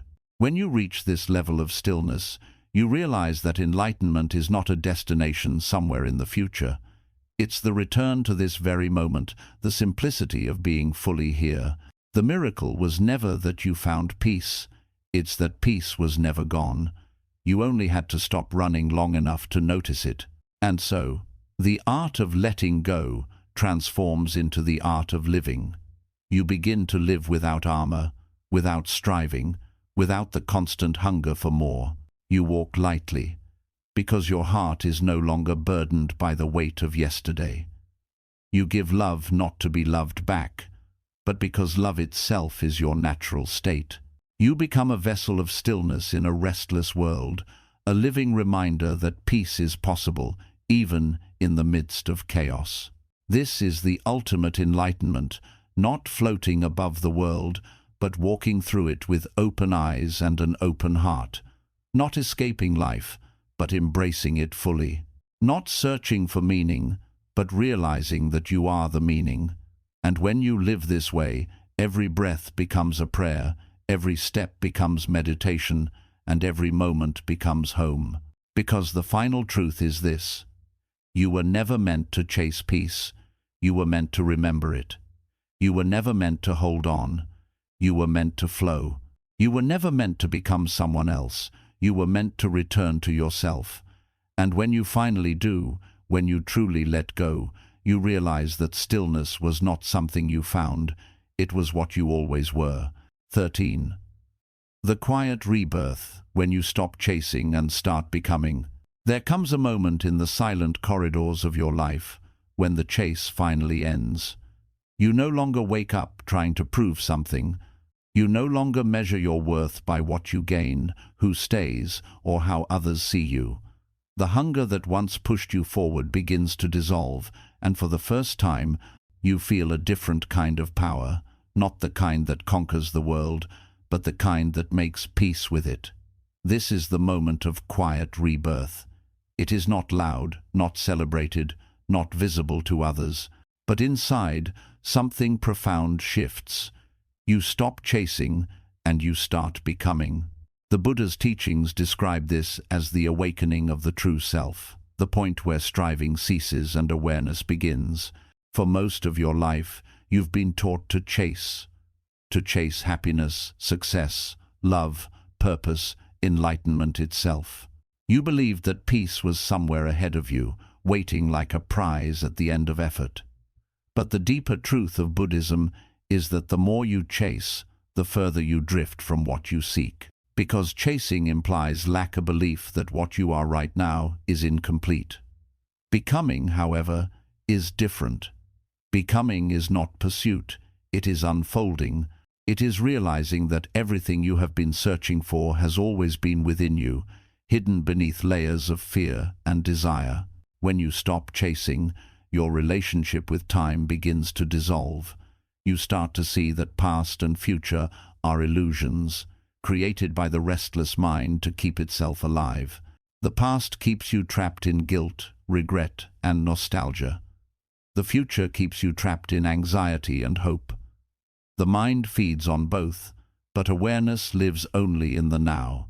To stop chasing is to step out of the prison of time. It is to finally meet life where it actually is here, in this breath, in this moment. At first, this stillness feels strange, even uncomfortable. You may feel like something is missing, as if your life has lost its direction. The ego panics in stillness because it cannot define itself without motion. It wants to fix, to plan, to achieve, but awareness asks nothing of you. It only asks that you see. It invites you to witness, to observe thoughts as clouds, emotions as waves, experiences as seasons. The Buddha called this vipassana, the practice of clear seeing. When you look deeply into your own experience without judgment, you realize that nothing is permanent and nothing defines you. You are not the clouds that pass across the sky. You are the sky itself, vast, open, unchanging. This realization is where the quiet rebirth begins. You start to see how much of your suffering came from believing you were separate from life, from others, from peace itself. You chased love because you thought it was outside you. You chased success because you thought it would complete you. You chased happiness because you believed it was something to be earned. But in stillness, you see that all chasing begins from the illusion of lack, and all becoming begins from the truth of wholeness. You were never incomplete. You were only distracted. When you stop chasing, life doesn't stop moving. It simply starts moving through you instead of against you. Things begin to unfold effortlessly, like flowers opening in sunlight. Opportunities arise, not because you force them, but because your energy is aligned with them. Relationships deepen, not because you demand love, but because you radiate it. Peace returns, not because you found it, but because you stopped running from it. The Buddha often compared life to a river. Most people struggle to swim upstream, exhausting themselves in resistance, believing that effort alone will bring meaning. But the awakened one learns to float. Floating doesn't mean doing nothing. It means trusting the current. It means moving in harmony with the flow of existence instead of trying to control it. When you float, you realize that the river was never your enemy. Your struggle against it was. This is the heart of becoming, not to force, but to flow. To allow each experience, pleasant or painful, to move through you without trying to grasp it. You begin to live with a kind of softness, not weakness, but openness. You stop needing every moment to please you and start appreciating its impermanence. You understand that the beauty of life lies not in its permanence but in its passing. The cherry blossom is precious precisely because it falls. As you deepen into this awareness, your desires begin to change. You no longer crave noise, you crave silence. You no longer chase intensity, you crave simplicity. You no longer need recognition, you crave authenticity. The world, once so loud and demanding, starts to feel quieter, not because it has changed, but because you have. You no longer react to every ripple on the surface. You rest in the depth beneath it. The Buddha called this depth samadhi, a state of unshakable peace that arises from complete presence. It is not a trance or escape. It is total engagement with what is. When you reach this state, you realize that joy and sorrow are no longer opposites. They are simply expressions of the same infinite consciousness. You can feel sadness without suffering and happiness without clinging. You can watch the rise and fall of emotions the way you watch the rise and fall of waves, knowing the ocean remains unchanged. In this state of quiet becoming, love transforms too. It is no longer something you fall into or out of. It becomes your natural state of being. You begin to love not because you need, but because you understand. Love, in its purest form, is awareness itself, the recognition of yourself in all things. The Buddha described compassion as the highest form of wisdom, because it arises when the illusion of separateness dissolves. When you see yourself in others, judgment disappears, and kindness flows effortlessly. But the journey toward this kind of love requires shedding. You must let go of everything that isn't love, resentment, pride, blame, fear.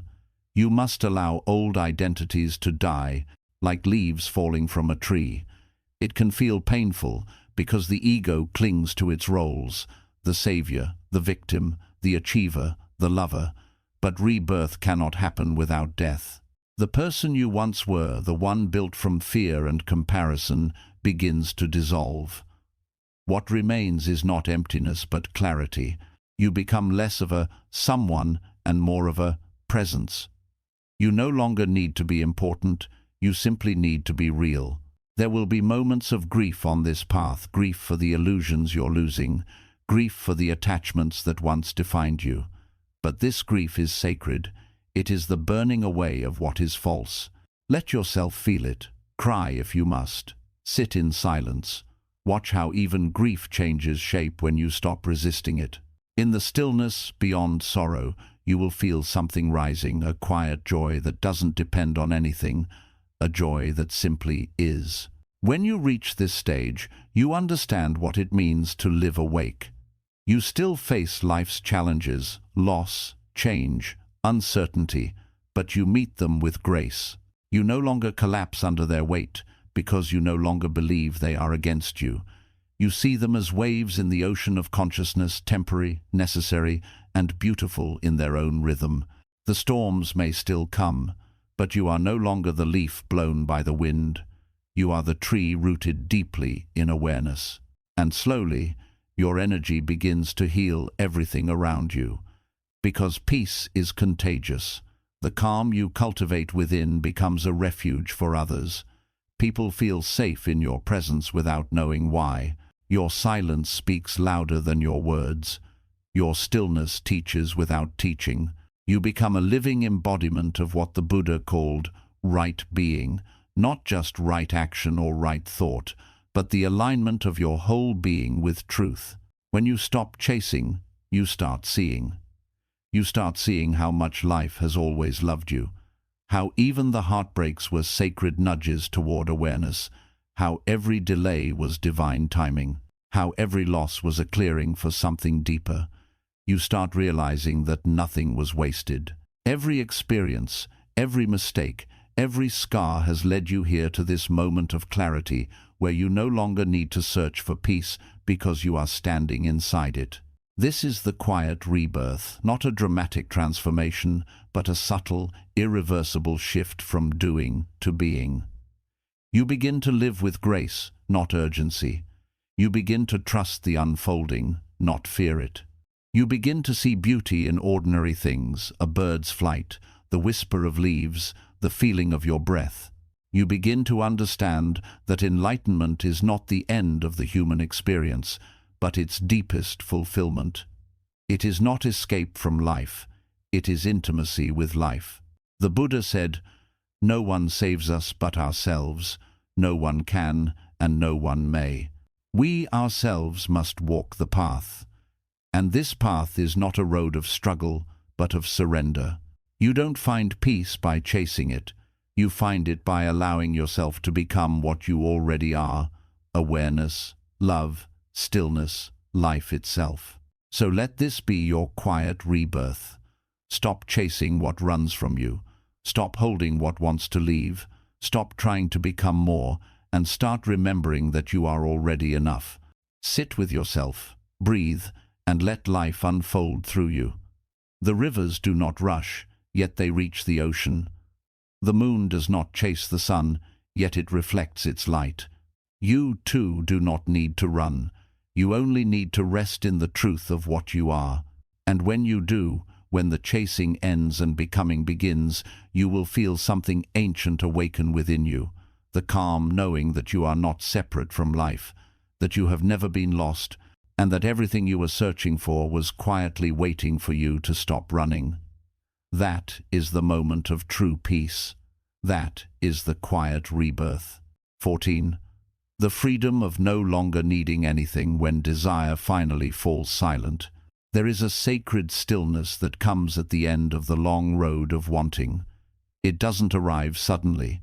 It doesn't appear with fanfare or revelation.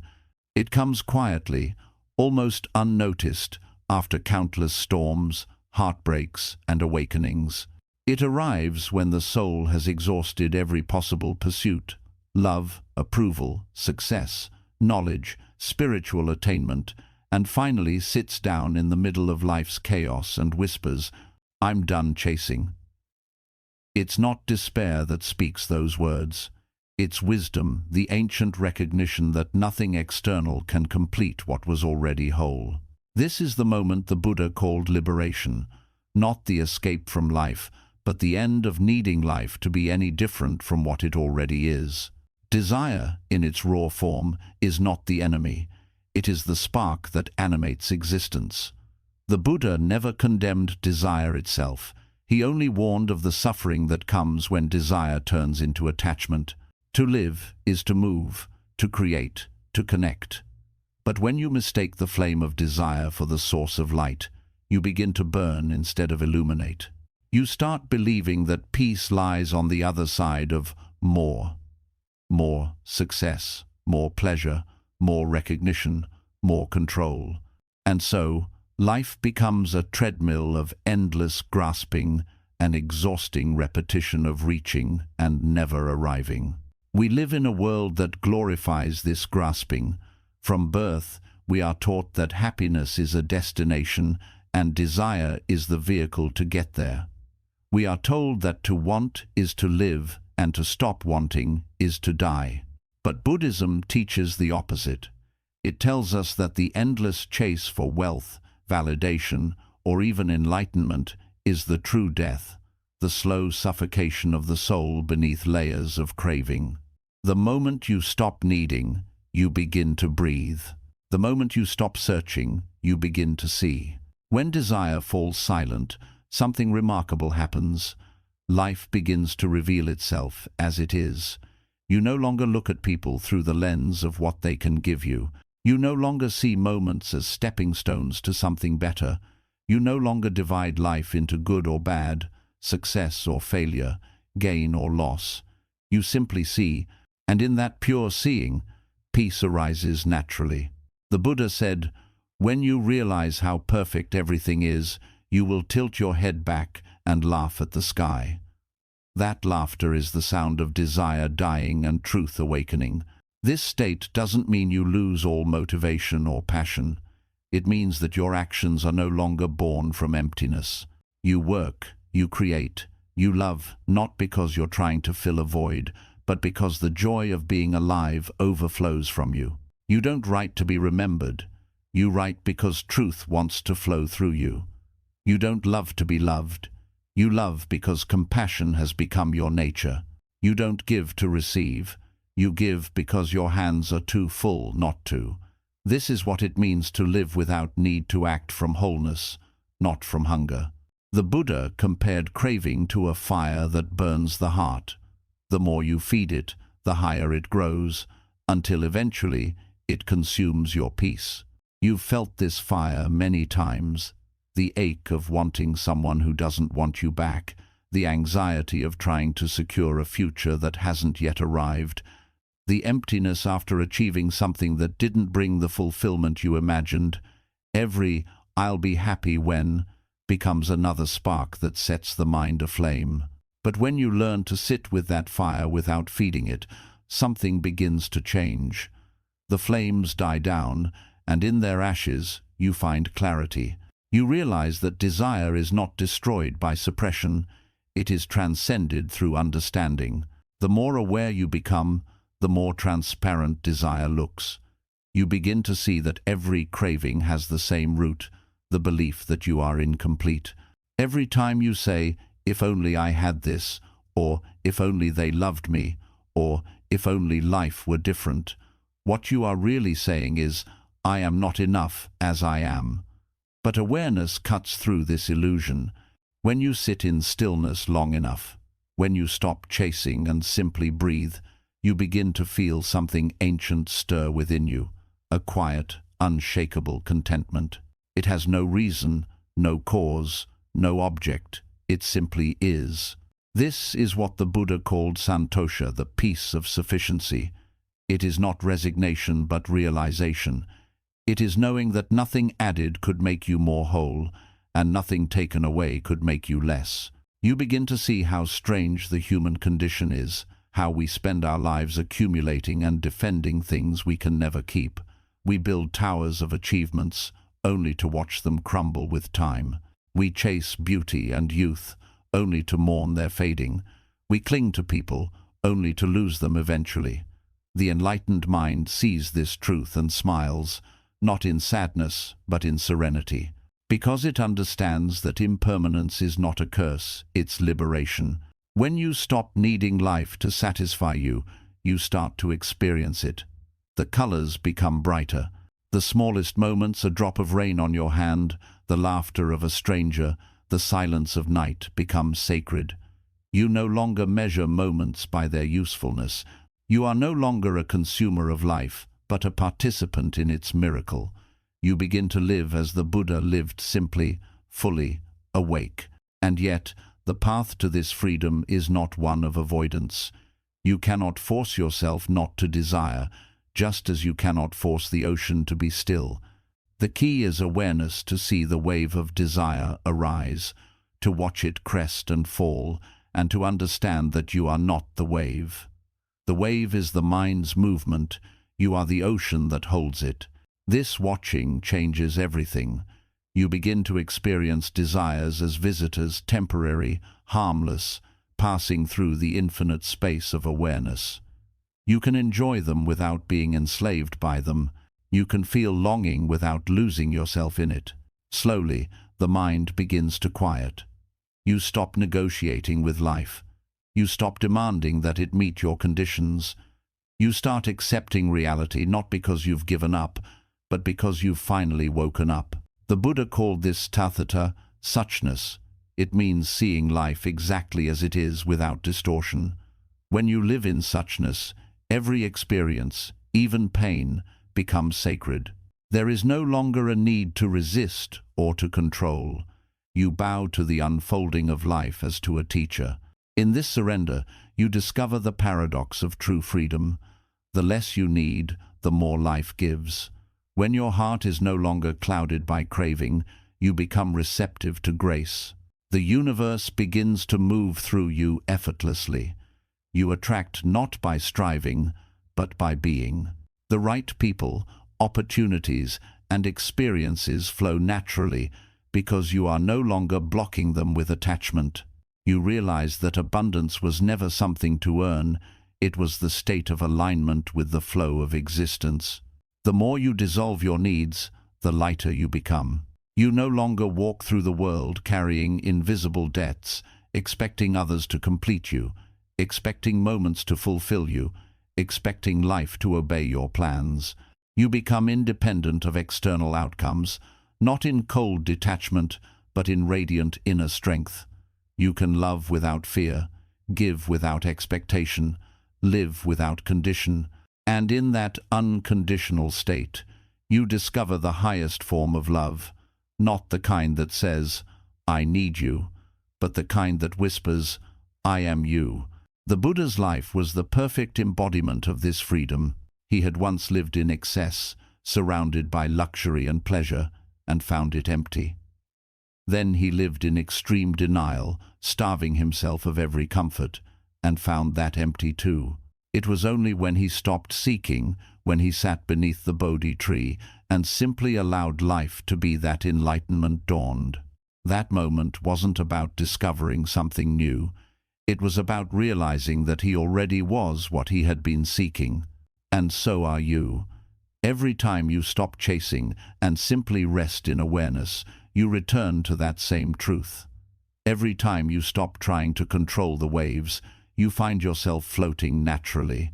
Every time you stop trying to fix life, you see that it was never broken.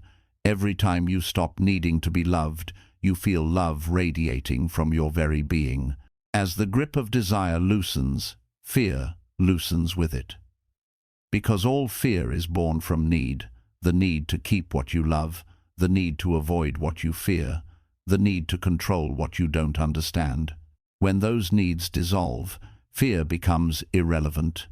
You begin to live with an unguarded heart, not because the world has become safer, but because you no longer seek safety in illusions.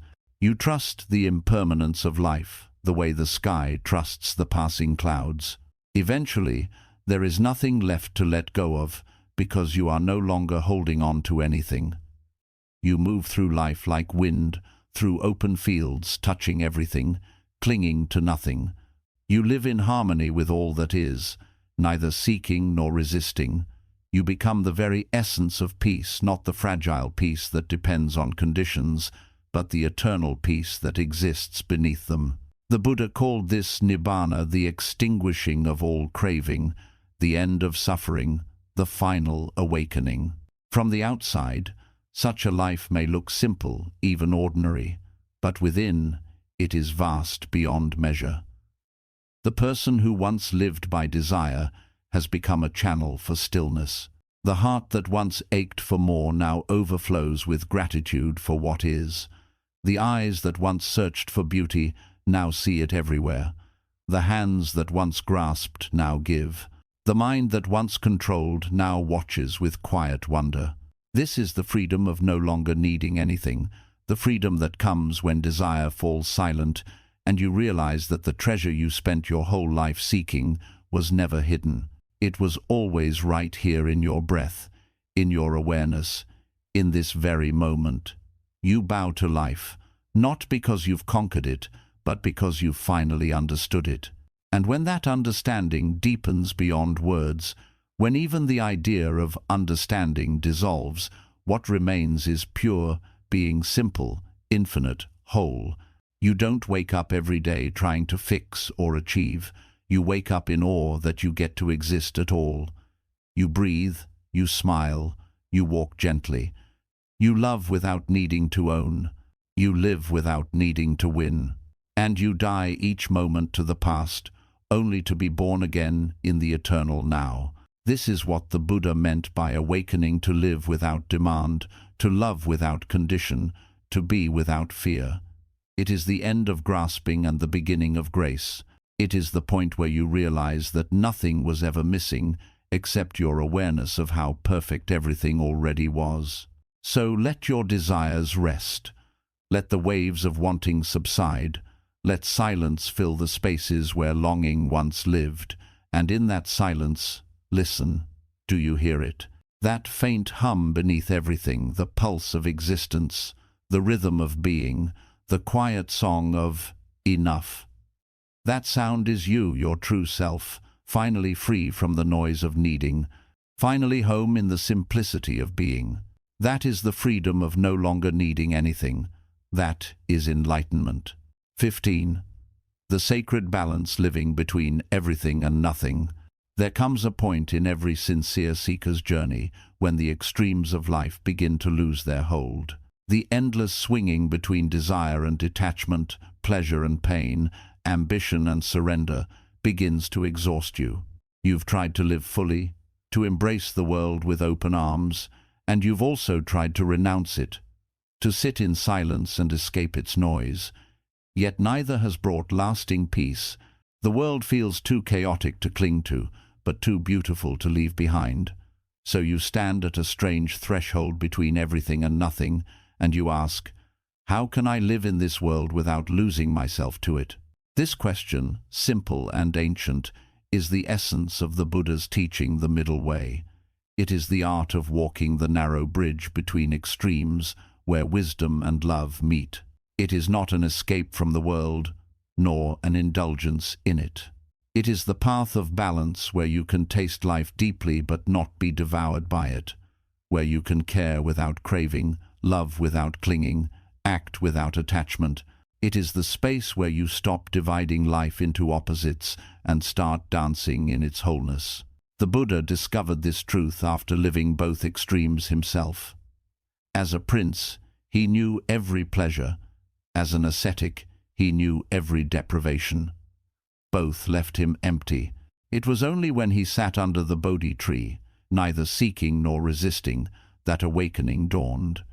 He realized that peace does not lie in rejection or indulgence, it lies in equilibrium. The balance between everything and nothing is where true freedom blooms.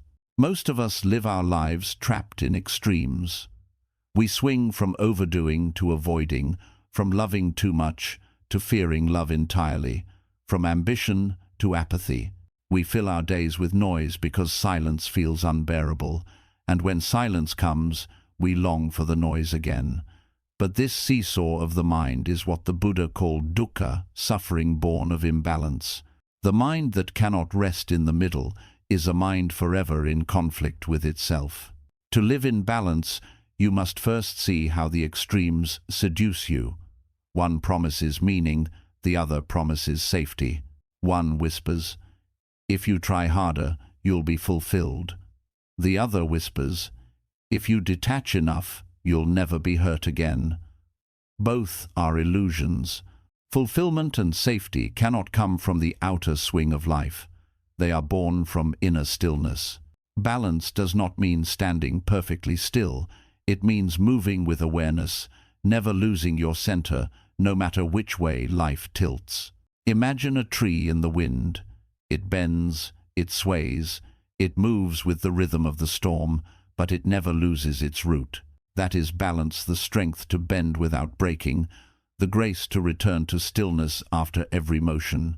When you learn this, life stops feeling like a battlefield and starts feeling like a dance. The Buddha taught that everything arises and falls: thoughts, emotions, relationships, seasons, even universes. Nothing is permanent, and yet everything is sacred. To live in balance is to hold both truths at once: to love deeply, knowing it will end; to act sincerely, knowing outcomes are uncertain; to care fully, knowing you cannot control what comes next. This is not resignation, it is reverence. It is the understanding that impermanence does not diminish beauty. It is what makes beauty possible. When you begin to live this way, life no longer feels like a series of opposites pulling you apart. Instead, it becomes a circle, each experience flowing naturally into the next. Joy leads to sorrow. Sorrow deepens into wisdom. Wisdom opens back into joy. You stop resisting the turning of the wheel and start moving with it. You stop asking, "How can I make this moment last?" and start asking, "How can I meet this moment fully before it passes?" The balance between everything and nothing also means understanding that the world is not separate from your awakening. Many seekers believe they must leave behind the ordinary to find the sacred, that enlightenment lies in temples, mountains, or distant retreats. But the Buddha taught that nirvana is not elsewhere. It is found in how you relate to the present moment. The marketplace, the household, the workplace. These too are dojos of awareness. When you sweep your floor with attention, when you listen to another with compassion, when you breathe consciously while standing in line, you are living the Dharma. The sacred is not a place you go to, it is a way you move through life. To live between everything and nothing, you must learn the delicate art of detachment without withdrawal. Detachment, in the Buddhist sense, is not indifference. It is love without chains. It is the ability to give your heart fully and yet remain free. It is being able to hold someone's hand without needing to hold their destiny. This kind of love is not fragile, it is fearless, because it arises from abundance, not from need. When you love like this, you no longer try to possess, you bless. You no longer say, "Stay with me," but "May you be happy wherever you are." That is the highest form of compassion. Balance also means understanding that you cannot always be at peace. Even the Buddha faced storms, anger, loss, doubt, grief. The difference is that he did not cling to them.